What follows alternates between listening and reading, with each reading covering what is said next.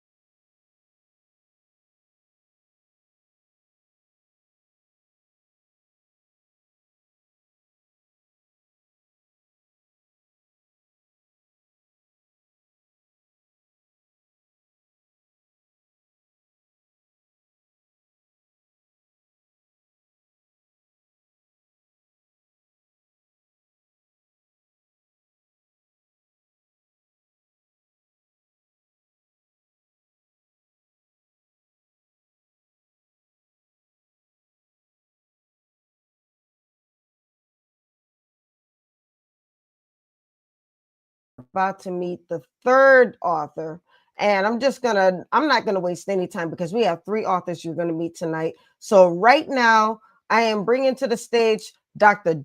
George Walters-Sleyon. Hello, Dr. George. How are you tonight? You are muted. You're still muted. Okay. There we are. Can you hear me now? Yes. All right. Yeah, hello. I'm pretty good. Wonderful. Yeah, wonderful to be here. Well, it is wonderful to have you. Thank you for joining me again tonight. You were just on the show a few weeks ago, and you're right back here.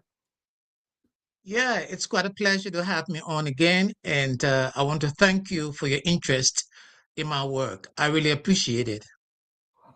Well, it's a pleasure to have you back because your work is really, really interesting. For those who missed it the first time, um, it's called The Rush for Black Diamonds, and you actually have 2 volumes. And so some people may think that when they hear The Rush for Black Diamonds that we're talking about jewels, and we actually are talking about jewels, but we're not talking about the jewels that we wear on our fingers. We're talking about a different type of jewel. So can you explain this? So, The Rush for Black Diamonds are a 2-volume book, and Black Diamonds is a metaphor. Okay, it's a metaphor for enslaved and chattel Black Africans that were enslaved during the transatlantic slave trade and its mutation to chattel slavery and colonialism and interpenal slavery, which is the modern phase of the continuation of the transatlantic slave trade into the 1970s, post 1970, where we are now. So, now what exactly is your book about? Because it's not just about slavery, it's really more about the thought process behind slavery, correct? Exactly, several things. So both books, uh, volume 1 or volume 2, both of them explore how one philosophy becomes the foundation for the development and emergence justification of the transatlantic slave trade. But both books look into how this idea, the conceptualization and justification of the transatlantic slave trade is mutated into chattel slavery as well and into the modern phase. So both books look at the intersections of the transatlantic slave trade into penal slavery into our modern era. And it's important because I just want to put this up there as we're about to celebrate Black History Month. These 2 volumes are very pivotal. If you are really, really interested in understanding the history behind Black history, Black experience, the Black community, Black intellectual capacity, I will encourage you to read these books, okay, and to I'm available to come over to do a speaking engagement and teaching workshops as well.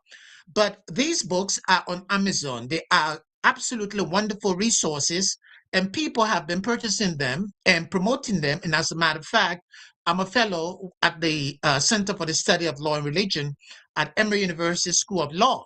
They are doing a big promo for both volumes. So I will encourage people. So again, I have talked about volume 1. Let me just talk a bit about volume 2.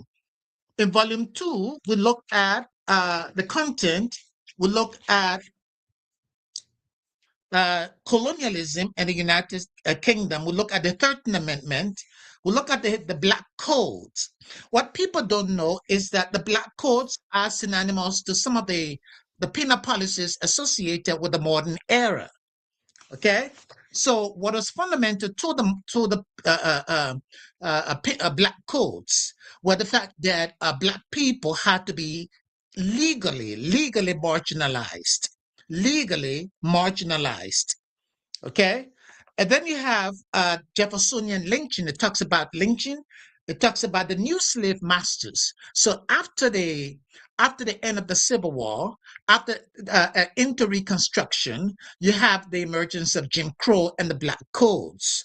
But then after that, you have lynching as well. And then with the end of lynching, you have what are called the new slave masters.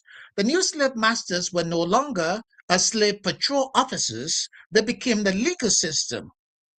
Okay, they became law enforcement. They became the courts that were basically a certain legality to put Black people behind bars.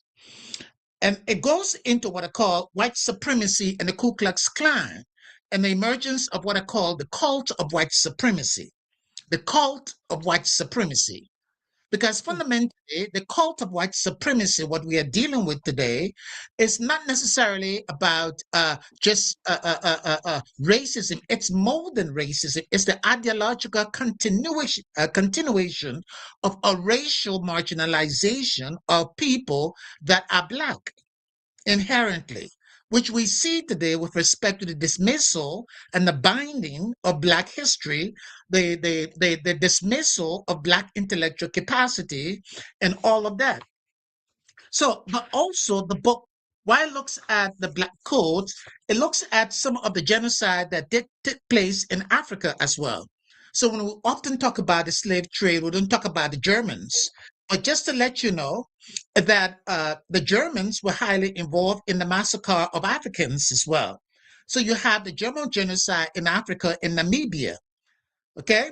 It says here, Black humanity is shown in the 1904 to 1908 when German brutally massacred the people of Namibia in southern Africa. You see, and literally took their skulls to Berlin as scientific scientific evidence to prove that Black people were intellectually inferior. And then you have what I call the Black Codes, the continuation of the Black Codes. Now, Right. And in New Orleans, we call that Le Code Noir. Yes. So you have the French, the first French codes, okay? A Code Noir, yeah, the French codes. And then after the French, you also have what I call the Louisiana codes, Code Noir, the Louisiana Code Noir. So you have the French and you have the Louisiana ones, and then you have what is called the Jeffersonian and the criminal codes of Virginia. As a matter of fact, Jefferson, the third president of the United States, was the one that wrote the criminal laws of Virginia. It was so harsh that even some white folks said, no, this is too harsh for Black people. So Jefferson, he had a very avoir hatred, obvious hatred for Black people. He didn't hide. And then you have the Black Codes after 1865, and you have the Florida Black Codes. So you have the Louisiana Black Code, you have the Virginia Black Code, you have the Florida Black Codes as well. And then you have implicit Black Codes with various states. Now, this is a lot of research. This is a lot of research. How long did it take you to actually bring all of this research together to put into this book, or actually both books? So it has taken me about 10 years or so, but I've Wow. been working on it for over a period of time, because part of the goal was to bring the past into the present. You see, because people will always think, oh, it's the slave trade, it has passed. No, there is a continuation of the ideological practices and the practical theories of it as well being evident in our modern period, in Right. what is called the postmodern era, or the 21st century. Yeah, You because in see? order for the slave trade to have even worked, it you had to have a certain belief system. You had to be able to change a way of, you had to have people think a certain way about a group of people. You had to basically dehumanize an entire group of people in order for this to even work. Because they Exactly. you can't think of them as actual people in order for them to be thought of as property. You can't think of an actual person, an actual human, as property and think that this was actually going to work. So you see, look, this is the conundrum in the West, okay? The sidekick of the West, the Western consciousness with respect to race and white supremacy. Is this contradiction, okay? And this conundrum, this problem that is associated with the Western mindset. Would the Western mindset perceive Black people as humans, okay? Will they fully, or have they fully accepted or considered or acknowledged Black people as humans? Because Mhm, recognizing Black people as humans also implies equality, mhm, okay? Also implies equality and freedom and tolerance with respect to privilege. Because you must know that whiteness is economic, political, social privilege. So for that privilege to survive and to be sustained and to continue, there must be some people who must be deprivileged. You see, and those people that are deprivileged are largely Black Africans, and I am very emphatic about Black Africans. That is, Black people. Okay. Because in Africa, and people who call themselves Africans but are white are also registering themselves in the West as white. So they do not receive the same treatment that dark skinned people are subjected to. You understand? So it's important to understand that. Okay. But with respect to race, with respect to white supremacy, with respect to the cult of white supremacy that influences and continues its practices, its ideological practices, economically, politically, it's very evident that there is a need for people to be deprivileged, to be discriminated against, and to be dismissed as inferior. And so the Western consciousness has this conundrum, to the extent to which, okay, sometimes we accept Black people, but can we accept them fully? Because if we accept them fully, then they must be equal with us, and we must share privileges. right, right. Now you're going to be in New Orleans with us, talking about both of these books, and you're going to have both of these books available. Indeed, yes, I will be there by God's grace, and I will have these books and all of my books, because these two volumes are my sixth book, the make of my sixth book. So I've got other books as well that I will be bringing forward to that particular conference. Yes. Oh, wow. And are all of your books academic in nature, like these books? Well, they're academic, they're poetic, because I have one called Nuggets from the Night. Nuggets from the Night is a book, it's an anthology of poetic expressions. It looks at poetry from different perspectives: social poetry, natural poetry, meditative poetry, theological poetry, but it's poetic expressions about human existential experiences, realities, how we perceive the world. And then I have another book, Prison Chaplains on the Beat, that looks at the works of prison chaplains, which is absolutely important in light of mass incarceration. And then I have a Locked Up and Locked Down, Multitude Lingers in Limbo, the multitude of Black people who are in jail in the US and the UK criminal justice system as well.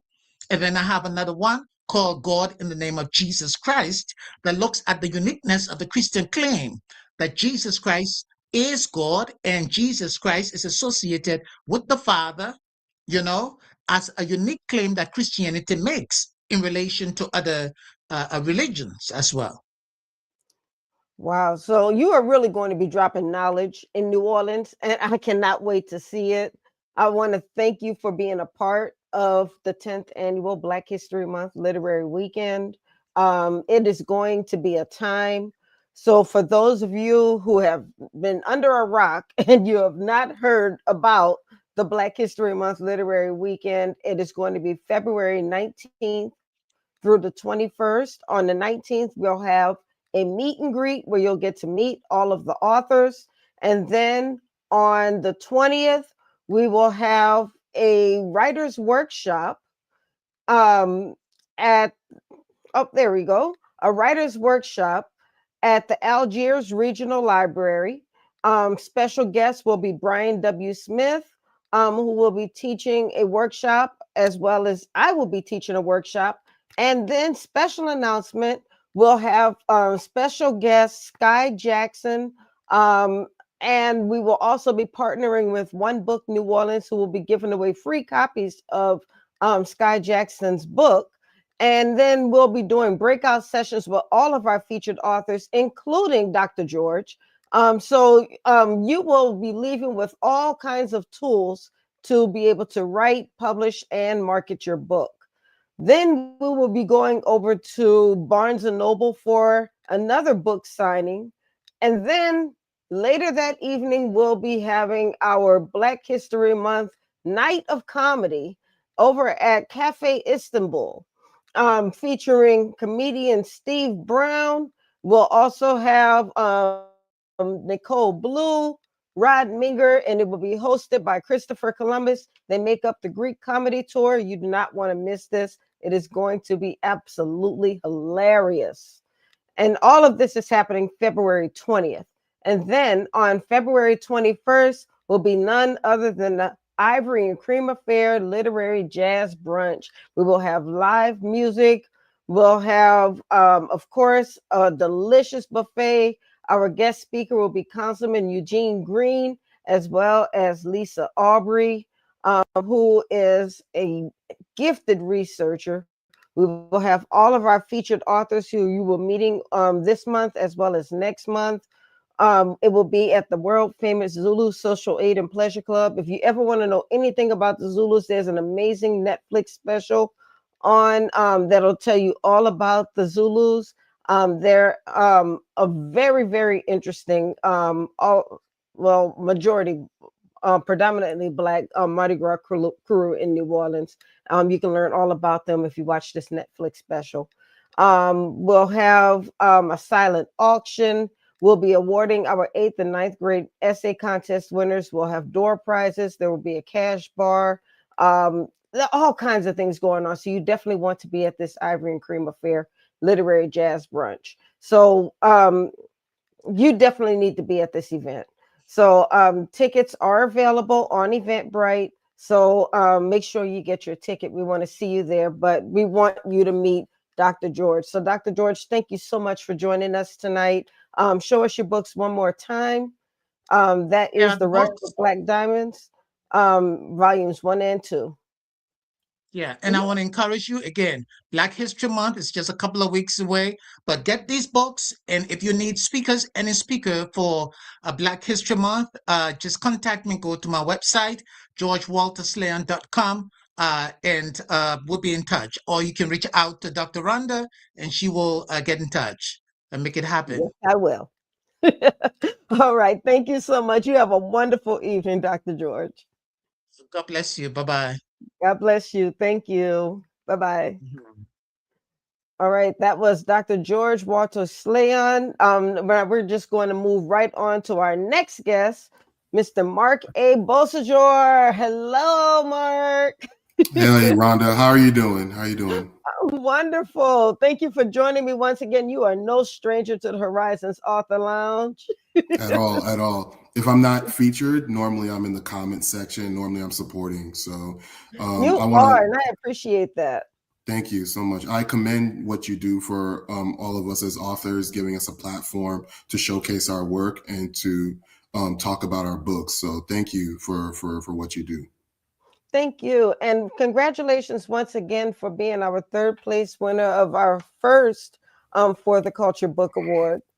The unforgettable moment. And I heard people say that, hey, Marc, this is just the first of many. You're going to get more awards. But you know what they say, you never forget your first. And that was the first book award I've won, is placing in the For the Culture Book Awards. And I'm so appreciative of that. Thank you for all the judges who helped, judge all the books. And thank you to those who've read it. And I feel like Fires of Justice took a really big leap in the literary world following that win. So it's a very good platform and a very good place to take the award. So thank you. And thank you. I'm really happy for you. It got a lot of good feedback.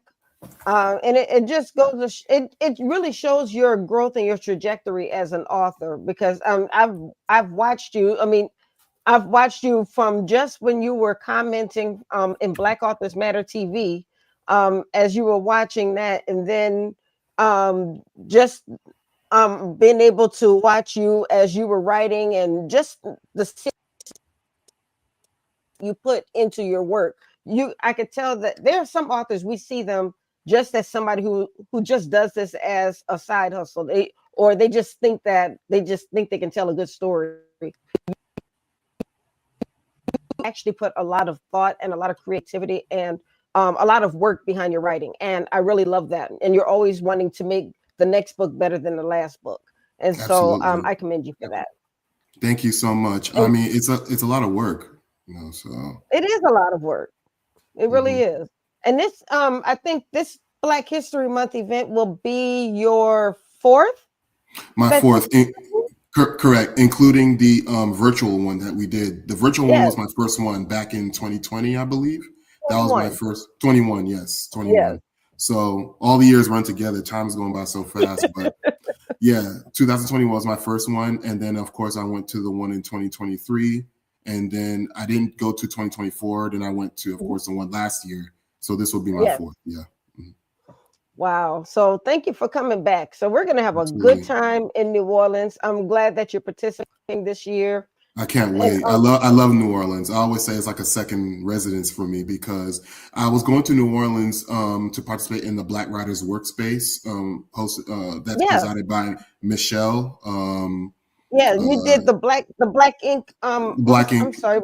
The Black Ink Book Festival. Yeah. Yes, that's what it's called. Right. I participated 2 years in a row there. So I've been in New Orleans before, and I love the city. I love the vibes. I love how live it is, and then the food. That's you can't beat the food over there. No, not at all. Not at all. So I can't wait to go back and hopefully be able to introduce more of the audience there to the Black Cyrano series novels, so I'm excited about that. Well, now, what is your latest book right now? So my most recent book is the last book in the Black Cyrano series, which is Divine Vengeance. So basically, in a nutshell, so my whole series, the Black Cyrano series, started out with my first book, which was The Preacher's Web, which I saw that it was one of your books that you wanted to read throughout the year. I saw the graphic for all the books that you, I was blessed to see my book among that. But it's a story about a pastor who's called upon to testify against a young man who was wrongly accused of murder in an inner city in Queens, New York. And he knows that the young man is innocent. So basically, he puts his reputation as a spiritual leader on the line, even though he's dealing with a lot of drama that's going on in his church, from his daughter dealing with a young, basically a young basketball player who found out he was just adopted, to an old friend coming back seeking vengeance for a girl that him and the pastor once had ties to back in the day. So there's a whole bunch of stuff going on in the Preacher's Web. So from the Preacher's Web, it sort of developed into the other books that presided in the Black Cyrano series, A Diaz Ballad, my award-winning book, Fires of Justice, and then, of course, Split Decision 1 and 2, and then Street Retribution. Mm-hmm. And Divine Vengeance finally ends the whole series. So this is the most latest book right now. And it's actually about one of the gang members who actually becomes a lawyer, and then he helped place the gang leader that he used to serve under behind bars. But years later, the gang leader escapes from prison and now has kidnapped one of his family members. So now the lawyer is put on the offensive, and he's basically taking no stops of trying to get his family member out of hostage, basically. And then basically it's also a redemption story about one of the younger gang members who was initiated. His name is Chris Anderson, who happens to be the son of David Anderson. And he's struggling to live a normal life, basically, getting a job, staying out the streets. So that's what Divine Vengeance is about. And so I've been trying to get this book off the ground, and basically been trying to sell it. But I think all the books in the Black Cyrano series are must reads. Honestly, I've gotten great reviews, especially on Fires of Justice, like you said, which won the third place in the For the Culture Book Awards. But the whole series is an award-winning series. Just this past September, I took home 2 times the She Publishing Triple Threat Award. So I saw that. That was Black awesome. Yeah, so now I could say that I have an award-winning series now. So I've been focusing last year on basically selling the series, and I'm not done yet. So I'm currently working on another book right now. I'm writing my next book, which I'm already over halfway, and I'm hoping to get the book released by this fall. So you just have not let any grass grow under your feet. No, I've been staying pretty busy.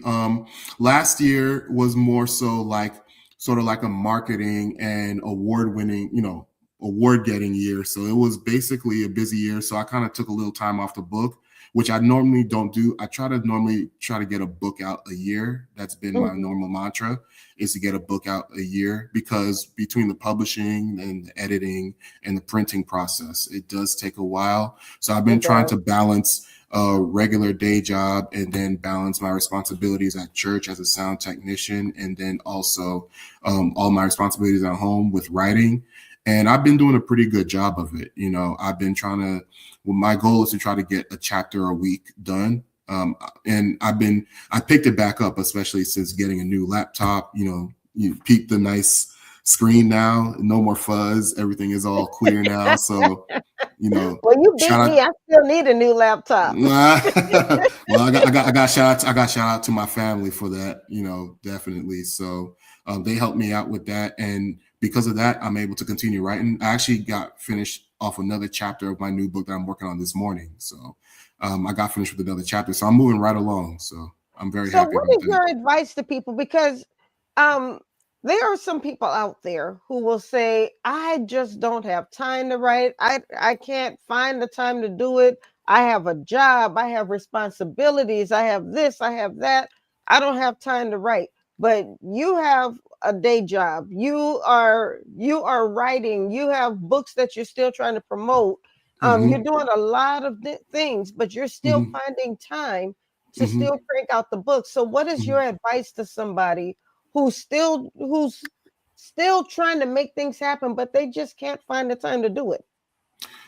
So my main advice is to try to limit distraction as much as possible. So normally what I do on the days that I write, I see Shanita saying we don't understand how Mark is writing all these books. Sometimes I don't understand myself, but so normally what helps me is basically I wake up like at 5 a.m. or sometimes 4 a.m. And the reason why I do this is because everybody is still asleep.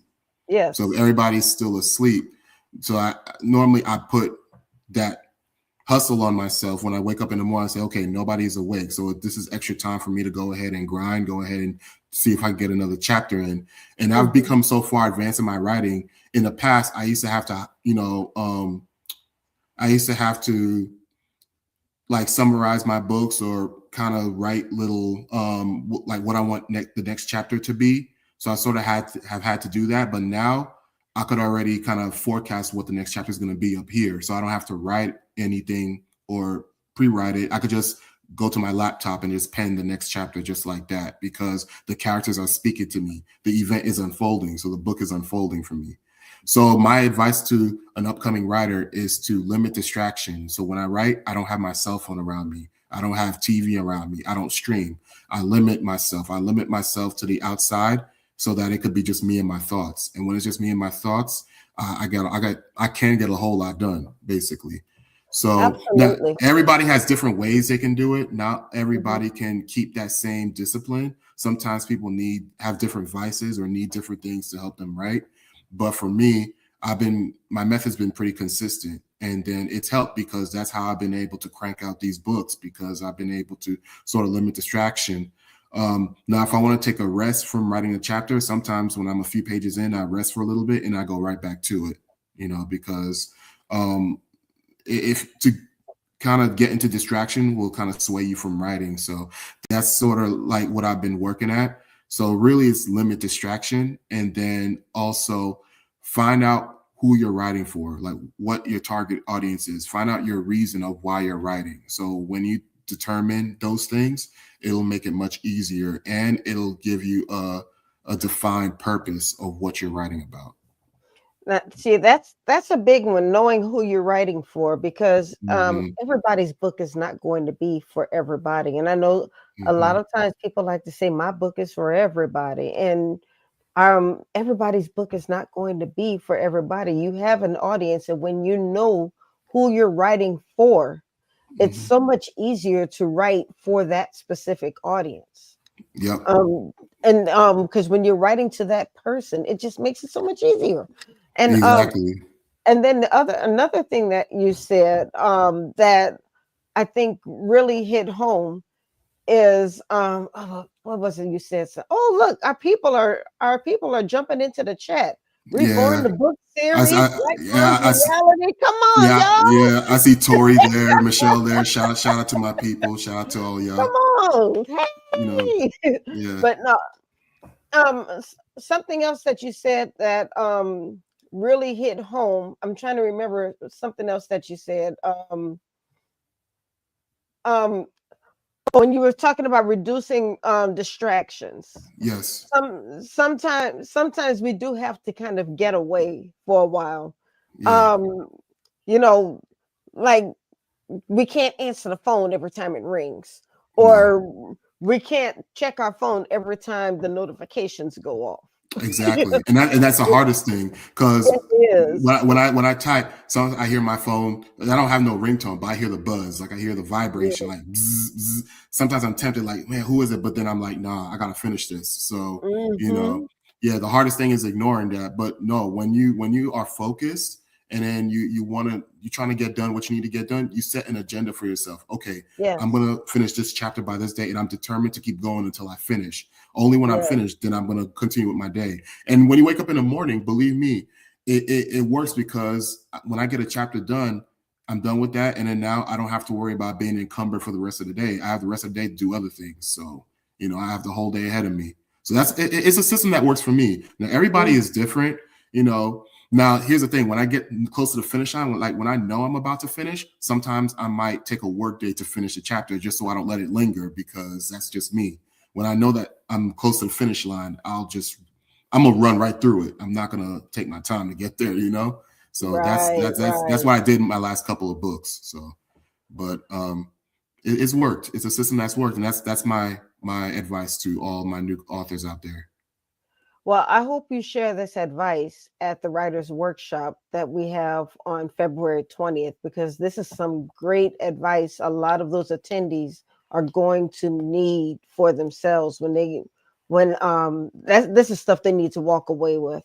And we have actually had people who have attended this writers workshop and went on to become authors themselves later on. I've had people on the show who said that they started writing after they attended a writers workshop that I hosted with the Black History Month Literary Weekend. I was shocked. I didn't know until they told me when they were on the show. I was like, cool. Right, All right, right. Michelle wants to know how many more books you plan on writing.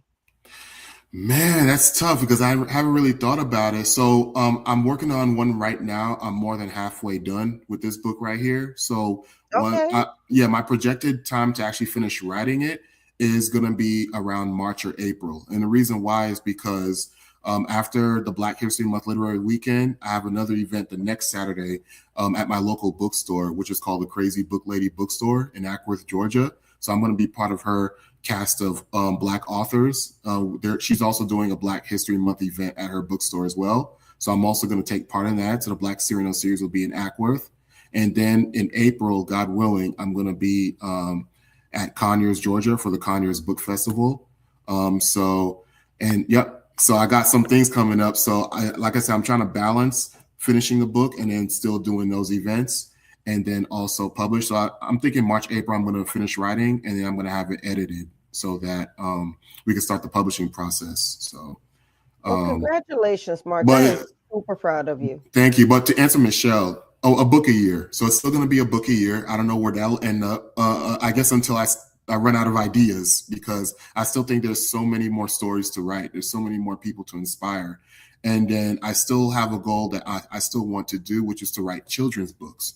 So hopefully God will lead me to a place where I can write kids' books. All right. Now, Michelle, I can't be asking all these questions. I got to get Dr. AudreyAnn on. Yeah, definitely. And, Dr. AudreyAnn, I hope you're there with your camera off because it's your turn.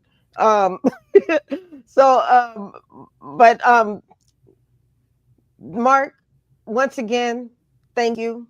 Thank you for continuing to support Meet the World Image Solutions and the Black History Month Literary Weekend.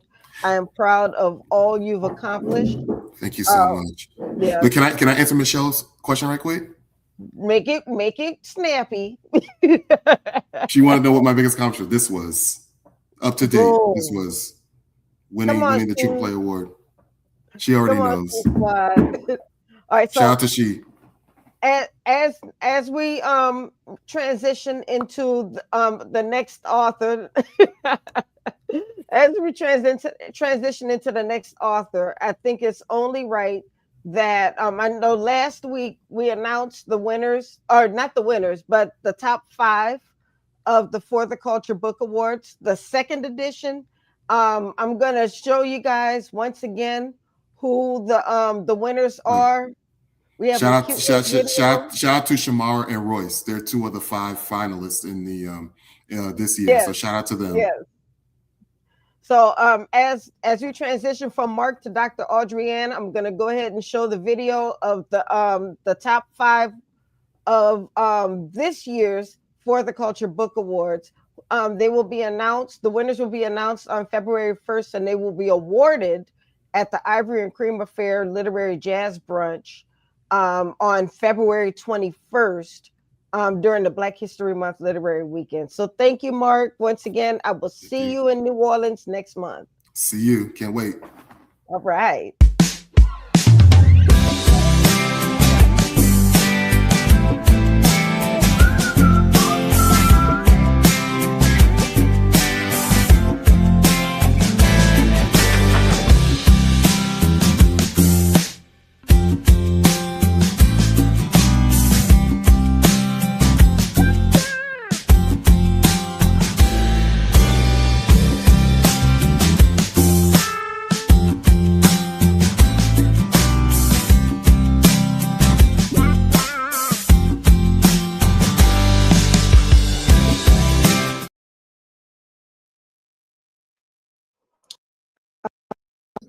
So congratulations once again to the top 5. I'm telling you, that was so super close. Only 2 votes separated number 5 and number 6. That's why it was so important to vote every single day. How you doing, Dr. AudreyAnn? Hey, How are you? It's been a minute since I've seen you. I know. It seems like it's been forever. I know. I am so excited about New Orleans. Me I'm really excited. too. Because it's been a minute since I've been there. So I'm excited about going there, and I'm excited about the weekend. It's going to be fun. I was Oh yeah. listening to Mark, and I was responding on what is, I guess, my Facebook Live. So I guess he'll see him eventually. You know, Oh yeah, yeah, I yeah. really enjoyed both of the Mark and I've never met Dr. George, so I'm excited to meet him. Oh yeah, he's so smart. You know, he's like, Hey, can you tell he's a college professor? yeah, I think so. But I mean, I was, but I never met him. He is way smarter than me.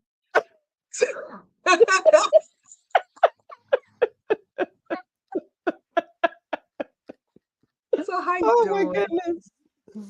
Yeah, well, yeah, I actually met Dr. George on Black Authors Matter TV. Actually, I met both you and Mark on Black Authors Matter TV. Hmm. Yeah, yeah, yeah, yeah. Wait, That was. It seems like ages ago. I know, right? Wait, what she say? She pronounced every alphabet. Tell her I love her too. But Michelle is crazy. I am. I'm just really excited. Well, Hmm. well, I don't know if you saw my books for 2025, but your book was included in there too. For All the what? books, all the books that I read for 2025, your book was included in there too. It should have been. Yes.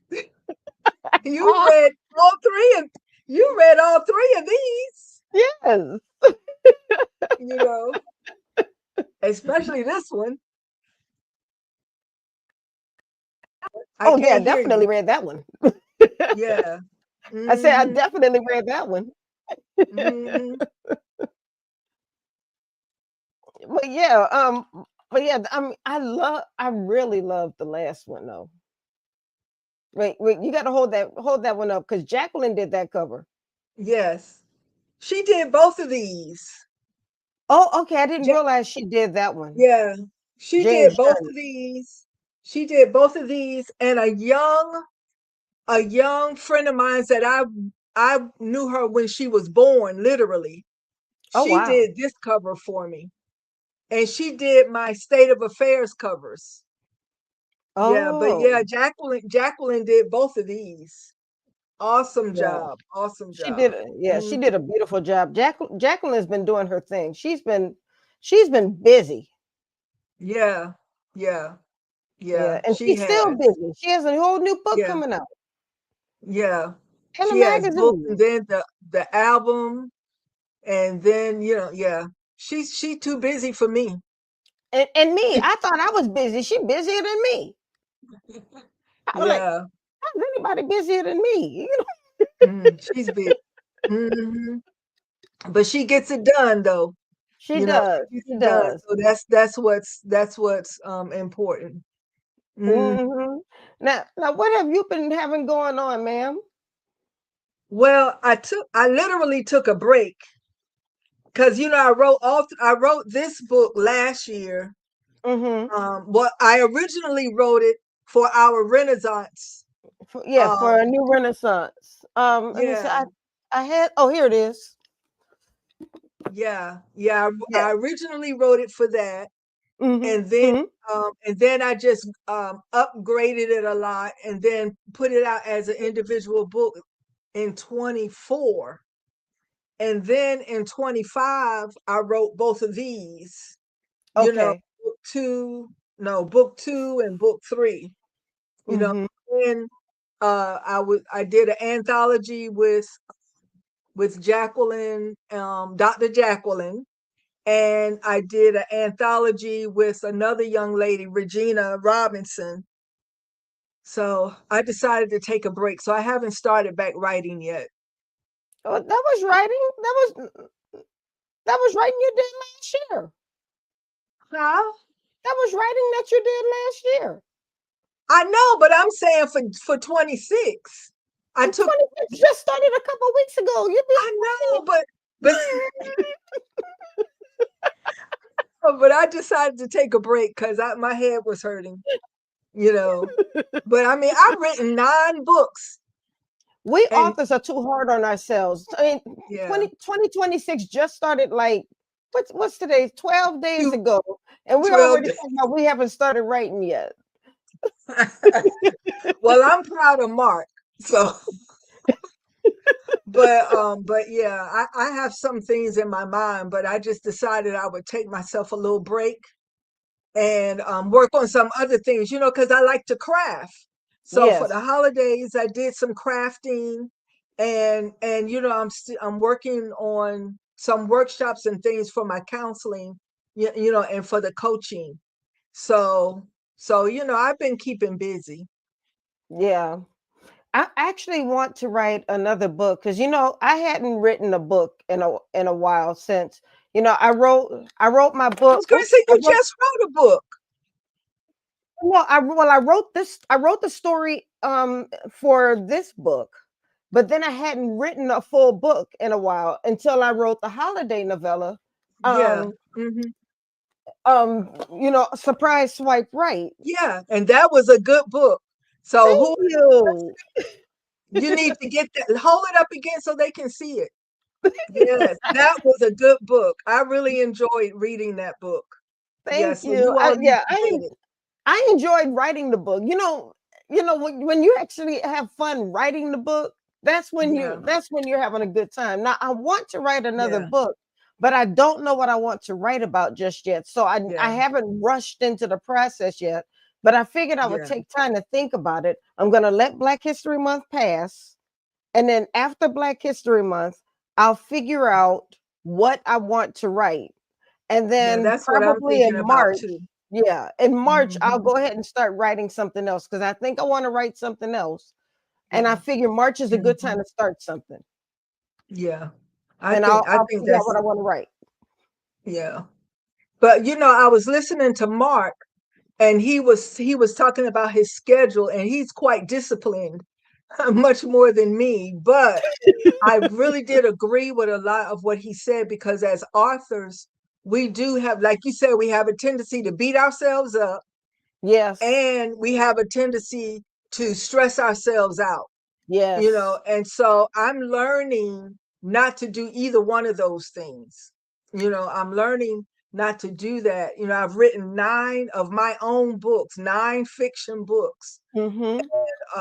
And even though I do them in sets, like, this is Jane Burton's story, Mm-hmm.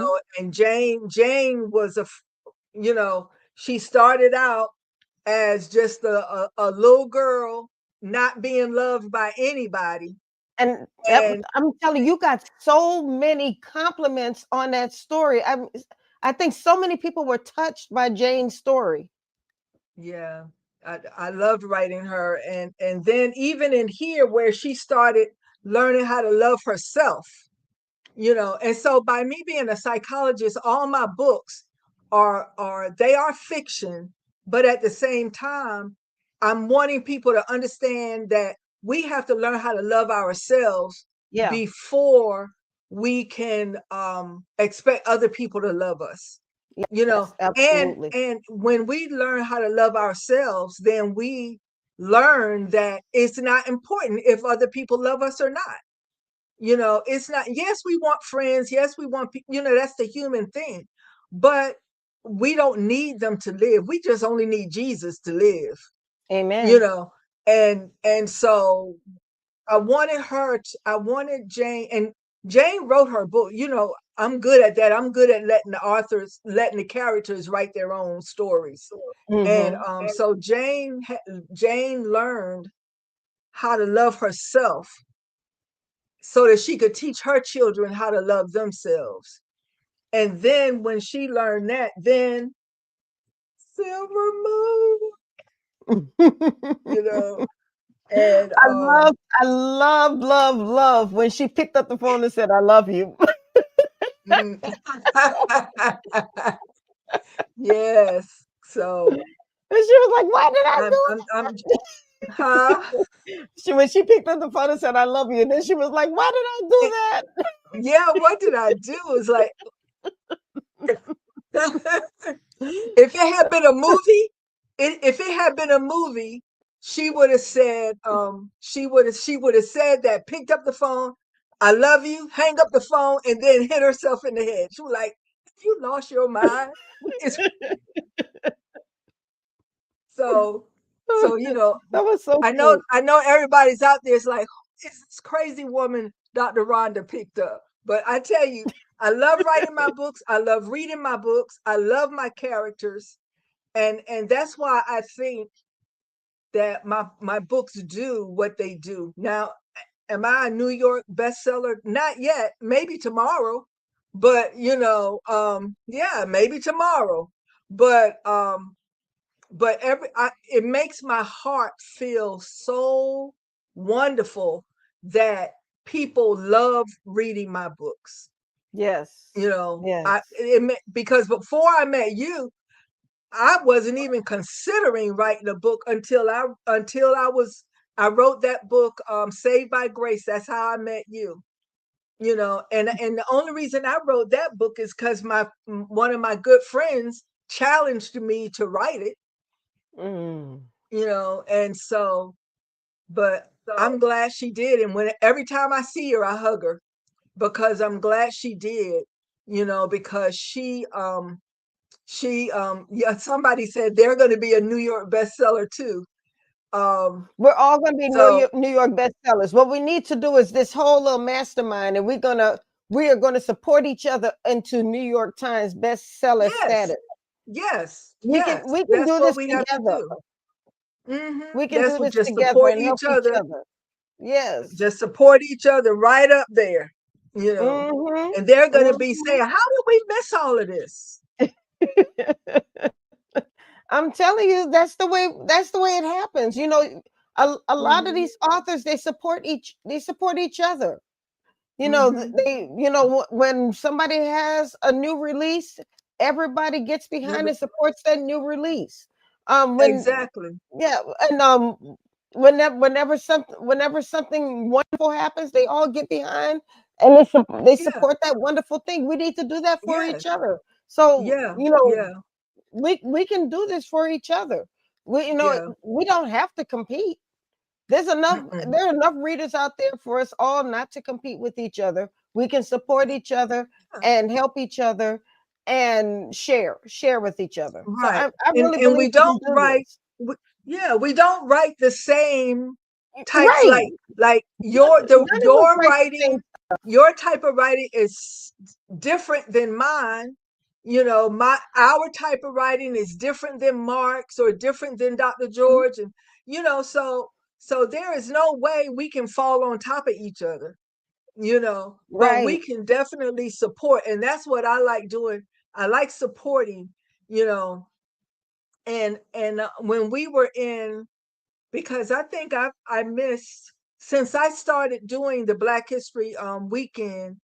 I missed last year, I think. Was it last year I missed or year before? One Yeah, you year I didn't. missed. I don't believe you came last year. Right. I Yeah, don't think because you I came because last I year. You came missed the year I before. missed seeing Mark, because Mark was there the Mark was not there the year before, and then I wasn't there last year. Right. And so yeah, but I'm glad I'm gonna get to see everybody this year. I'm really Yes. excited. So But I anyway, think what I was is saying this was your that second or third? No, this is your second or your third. third or fourth. Oh my goodness. Okay. Okay, I wasn't remember you did the one online, Okay. You're in the virtual one. right? And Okay. then and then after that, except for 1 year, I couldn't come. Last year Okay. I couldn't come. Yeah. Okay. So yeah, this is fourth So then. yeah. So I'm excited about it, you know. But you know what? You know what I was thinking about when I knew you was gonna bless me to be on here today for these few minutes. I wanted to encourage people.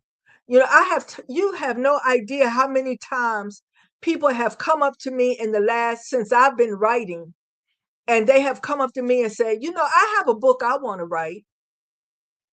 And then they don't. And I understand that because I was there. I understand that, you know, but I just really want to encourage people to start writing some words on a paper. It's really not that hard. You know, just put some words on a paper, the next day put some words on a paper, the next day. I handwrite still. I handwrite, and then I type it in the computer. So part of my book is in a little you know what I like. You remember these? Yes. I have one, and like I buy the little decorated ones with girlies on them and flowers and stuff. But this is what I use. And I write the name of the book that it's for, and this is only for one book. I don't use it for 2 or 3 books. Each story has its own little book. And I write all my notes in, like if I'm busy doing something and I get a thought, I write that thought in this book so that when I have time to really sit down with my story, I can go back and look at all my, because me and sticky notes don't work, you know. So I have my little composition notebook, and I make my little notes in there, and then I just go about doing what I got to do, you know, because yeah, I love them. So and that works for me. Everybody has their own way, but that works for me because Mhm. sometimes in the middle of if I think about something in the middle of the night and I don't write it down, I won't remember it again ever, you know. So sometimes I might wake up with a thought and I write it down in my book, or if I'm, like I said, if I'm working on something else, I don't want to stop what I'm doing to go into my computer to find the book and then put, you know, and when I wrote Story of Wade, I did not write Story of Wade in order. Whatever I was thinking about him, I wrote that chapter. I wrote it out in Right, right. handwriting, and then I typed it in and I wrote that chapter. And I labeled all the chapters, and then I had to put them in the order that they go in. Sometimes that helps with writer's block too. You write it as you think Mhm. about it, and then you just put it Yeah. together later. And yeah, right, put it together later. So I didn't stress myself out with staying in, you know, order Mhm. of which way to go with him, because you know he you know Wade was a doozy. So so I just wrote him, and then I it's like I had a puzzle that I had to put together, and I put that puzzle together, and then I ended up with Story of Wade, and I was laughing when I heard Mark say that was his first award, because Story of Wade was my first award. You know, I And didn't tell people I got an award for trust. I got an award. Yeah, I got an award for trust. I just couldn't find the thing online, so I didn't post it because I couldn't find the thing. But I got an email that I got an award for it. So mhm. I'll eventually tell people as soon as I can find some social proof for it. But yeah, I am so appreciative of everybody that reads my books. I really am, because it just makes my heart feel so good that people want to read my little words, you know. It just makes my heart feel really And good. it does make you feel a way when people say that your words touch them in a certain way, or Mhm, that yeah. even with Mark talking about trust still left him emotionally scarred. Well, I can understand why he would say that, you know, because trust was, you know, ooh, you It had was to a be little bit of a ready for that doozy. book. That was the first book I wrote of yours. I mean, I read of yours. And I was like, I'm so glad I already know her and love her because this book took me somewhere. You know? But yes, I'm like, I am so glad there are people in the world that like to write these kind of books. Well, you know, But that yeah, book came from some pain. yes. That was after a boyfriend broke my heart. I said, "Well, I'm never gonna kill him, but I'm gonna kill him in this book." But see, you could look at the cover and tell that because on the cover, what you see is you know, a mad black woman with a gun in her hand. That's what you see.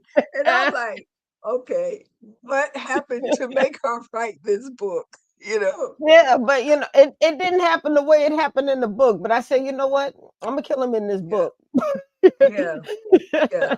I understand. I understand. But I enjoyed it. I enjoyed reading that book. And like I said, I enjoyed reading your Christmas book too.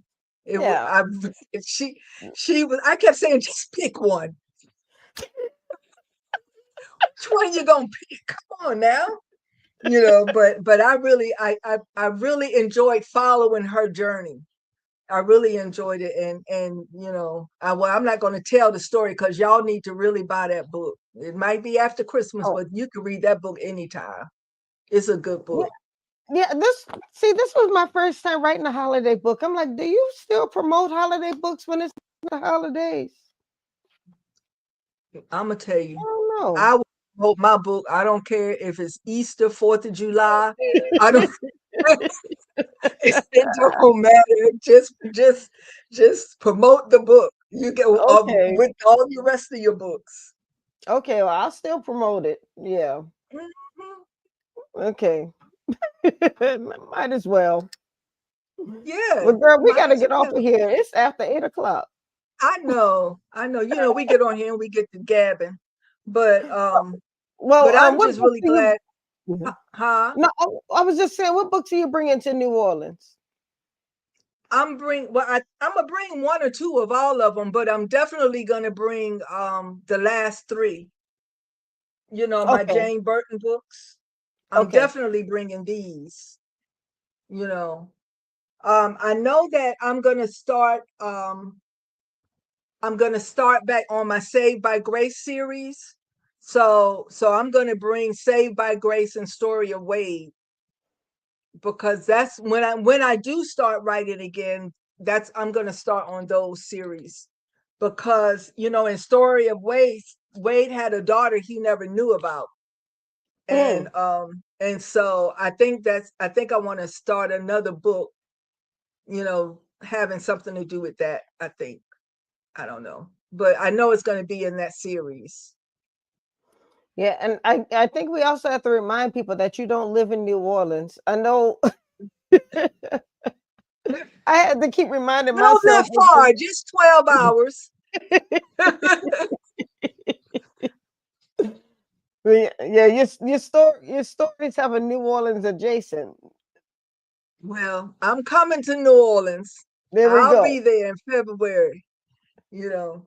And I'm always finding a reason to go someplace. So I can come to New Orleans anytime.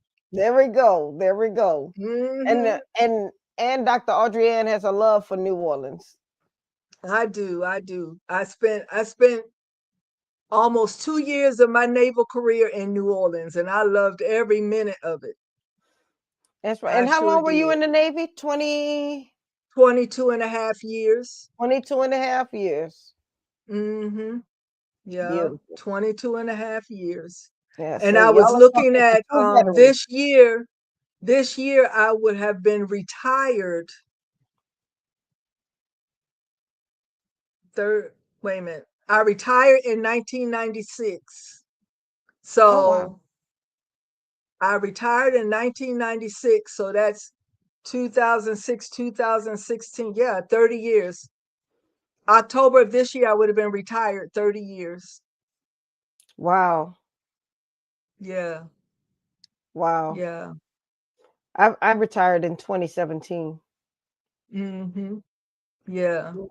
But I think about it, and I was like, my friends on on my ship, we talk, and we are all talking about how we were all together on the ship, 30 years ago when we were in New Orleans.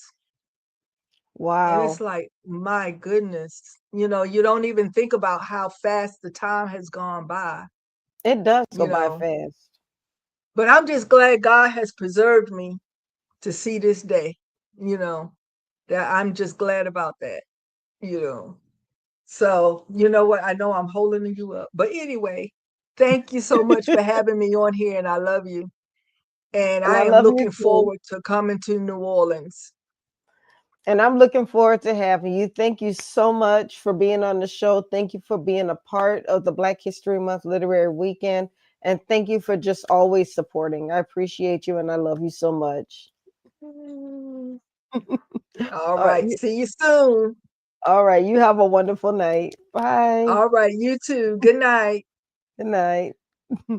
All right, y'all. There you have it. 3 more authors who will be at the Black History Month Literary Weekend. In case you missed it, I will run those flyers one more time. Remember, it's February 19th through the 21st. On the 19th, we will have a meet and greet. On the 20th, we will have a writer's workshop at the Algiers Regional Library. This is a free workshop. There will be a VIP option available. So if you go on Eventbrite, you'll see more information about what's included in the VIP option. But there will be a workshop presented by Brian W. Smith, as well as myself, and author Sky Jackson will also be there as our special guest. And One Book New Orleans will be there giving out some free books. And we will have breakout sessions featuring all of our featured authors. So they'll be there for you to ask questions. And if you'd like to get books from them, they will have books on hand as well. So that will be happening on February 20th. And then we'll be going to Barnes & Noble, where we'll be doing a book signing just down the street at the Barnes & Noble on Manhattan Boulevard. And then that night we'll be at Cafe Istanbul for a night of comedy featuring Nicole Blue, Rod Meager, Christopher Columbus, and Steve Brown, the hilarious Steve Brown. So you don't want to miss this. It is going to be absolutely hilarious. Tickets are available now, and there's also a VIP option available for this show as well. So you don't want to miss that. And then on February 21st will be the world famous Ivory and Cream Affair Literary Jazz Brunch. We're talking live music. We're talking a full buffet. We're talking guest speakers. We're talking silent auction. We're talking bar. We're talking door prizes. We're talking awards. It's going to be at the Fabulous Social Aid and Pleasure Club. This is going to be a beautiful, beautiful event. We really want to see you there. And this money is for scholarship. We're going to be giving away some serious cash. So we want to see you guys there as well. This is a ticketed event and tickets are limited. So get your tickets as soon as possible. Go on Eventbrite. You can get the tickets, but we're also partnering with the Alpha Gamma Zeta chapter of Zeta Phi Beta Sorority Incorporated, and they will have paper tickets. If you want to avoid those Eventbrite fees, you can get with any member of Alpha Gamma Zeta chapter of Zeta Phi Beta Sorority Incorporated, and you can purchase a ticket from them if you would like to go to either the comedy show or the Ivory and Cream Affair Jazz Brunch. So you can contact them for information on that. Now, we do have an all access option. If you want to go to all of the events, if you want to go to the meet and greet, you want to go to the workshop, you want to go to the comedy show and the brunch, we do have an all access pass that will get you into all of the events. So if you go on event, you'll see information about that on there as well. So we have something for everybody, and we really want to see you there. So don't play around. Don't wait until the last minute. Go ahead and get your tickets. So that's all we have for tonight, guys. I love you. Once again, I thank you for your support. And like I said, I just really want to see you at this event because there's a lot going on.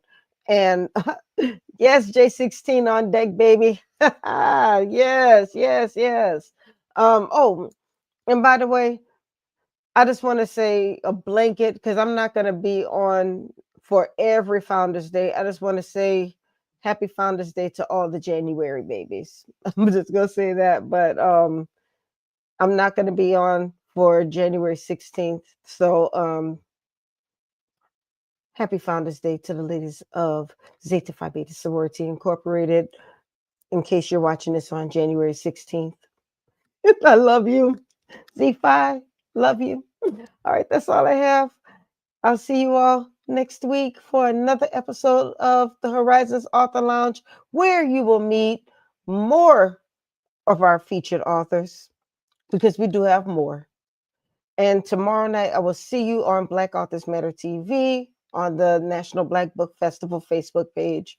More to come, but lots of love every day, every single day. God bless you and good night. Bye-bye.